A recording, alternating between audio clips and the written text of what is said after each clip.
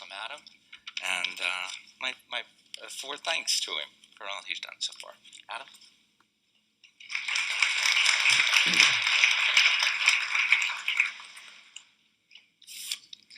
Thank you, Joe.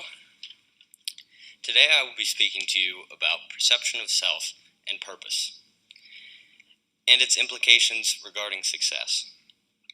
Everyone here knows this intuitively, but my goal is to prove this to you using real-life success stories. These are people who believed in themselves and their mission.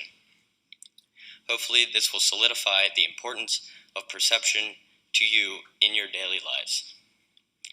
As new Phi Theta Kappa members, you are all driven by a cause.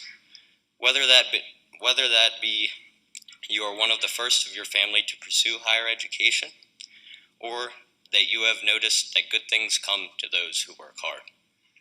Whatever the case may be, you are all driven, or else you would not be here right now. This brings us to our first example, the Wright brothers, who were the first people to achieve powered manned flight. They did not achieve this great feat because they were the best equipped at the time. They achieved flight because they believed they could, and they knew that it could add innumerable value to the lives of others and humanity as a whole. Although the Wright brothers had some pretty fierce competition, their main competitor was Samuel Pierpont Langley. He was a government-funded, college-educated intellectual, all the things the Wright brothers were not. But the Wright brothers had something he didn't, a strong drive that comes from within. Langley attempted flight twice and failed both times. Then, when the Wright brothers succeeded, he gave up. His motivation was clear the moment he gave up. Langley was simply motivated by being first, and all the notoriety that would come along with it. As we can see from this example, it wasn't resources that determined the outcome, but it was the belief in self and motivation derived from that belief. Nikola Tesla, the man who brought us reliable, efficient power in the form of alternating current. In doing this, he had to overcome one of the most famous inventors of his time, Thomas Edison. Tesla was simply driven by his love for physics, efficiency, and invention. On the other hand, Edison was driven by the almighty dollar. And he did not mind if his systems were inefficient, as long as he prospered financially. This became apparent after the construction of the Niagara Falls hydroelectric plant. Westinghouse, Tesla's business partner, encountered financial difficulties because of the generous royalties awarded to Tesla, and partially due to the previous battles with Edison over his direct current power versus Tesla's alternating current power. Westinghouse then asked Tesla if they could renegotiate terms. So, the company does not fail. Tesla then responds by ripping up the contract, giving away a fortune in order to see his invention succeed. He did this because he knew how much this power could help people in their everyday lives, and how much value it will add to society in the form of potential. I believe this is one of the best examples of altruism. Martin Luther King Jr., a man who lived in a time when African Americans were denied basic civil rights. This hateful segregation gave him something to devote his life to, a purpose, if you will. This has to be one of the most prominent examples of an individual who achieved great successes because of their drive to better the world around them. Although Dr. King was not the only African American living in a pre-civil rights America, he did, however, have a background that enabled him to be very instrumental in igniting the flame of freedom for many people.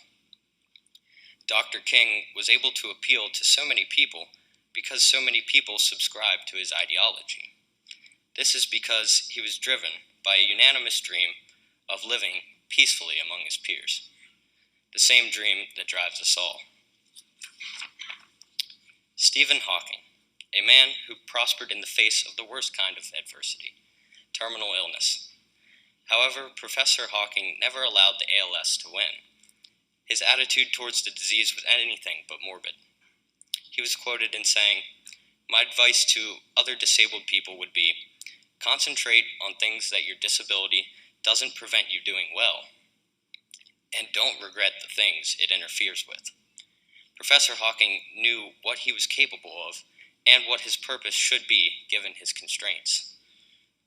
Throughout his life, he thrived because he was able to keep a positive outlook on life. This enabled him to focus on the things he could do. With this selected focus, he was able to discover seemingly inexplicable things about our universe that surrounds us. We can see from Professor Hawking's story that even when we are faced with seemingly insurmountable difficulties, there is always something positive that can come of it if you choose to keep a positive perception of your purpose. Steve Jobs, who is one of the founders of Apple Computer Company. The company got its start making desktop computers, but now they have differentiated their product offering considerably. This is due to the innovative ideology of the company and Mr. Jobs. His successes were due solely to his attitude, and I think the best way I can portray this to you is through the use of a quote from his commencement address on June 12, 2005 from Stanford University. Your time is limited, so don't waste it living someone else's life. Don't be trapped by dogma, which is living with the result of other people's thinking. Don't let the noise of others' opinions drown out your own inner voice. And most important, have the courage to follow your heart and intuition, because they somehow already know what you truly want to become. Everything else is secondary. This ideology enabled Apple to sell phones, tablets, and MP3 players at insane volumes. Although all of these products are technically computers, they are not what you would expect from a computer company. For instance, could you imagine buying any of these items from Dell, or for that matter, any other computer company? This diversity is one of the biggest drivers of success for Apple, because they don't sell you computers, they sell you their vision. Their vision, in short, is, we believe that we are on the face of this earth to make great products, and that's not changing. We are constantly focusing on innovating. We believe in the simple, not the complex. My last example is Elon Musk, the ambassador of many great businesses like PayPal, Zip2, SpaceX, Tesla, SolarCity, Neuralink, and the Boring Company. All of these businesses were created to either make something safer, quicker, or cheaper. Let's take Tesla, for instance. The mission of Tesla is to accelerate the world's transition to sustainable energy. This mission is set in order to ensure that our kids and our kids' kids will have clean air and a steady climate. Mr. Musk is what we call a realist. This is someone who looks at the world as it is, and he sees that the world is in need of repair. That is why all of these companies exist. I have one short but extremely meaningful quote in the scope of the point I'm trying to convey today. The first step is to establish that something is possible. Then probability will occur. If we dissect this quote, it pretty much boils down to the fact that your perception of your abilities determines what you're actually capable of achieving. Which brings me to my conclusion. If you choose to work in the collective embetterment of humanity as a whole, your work can never cease. Thus, you always have a strong purpose, which is part one of success. Part two of this two-step process is to never allow the thoughts of others to stifle your inner voice. That is telling you that you can achieve anything under the sun if you so choose to. I wish all of you great success in all of your endeavors. Shoot for the moon. Even if you miss, you'll land amongst the stars. Thank you.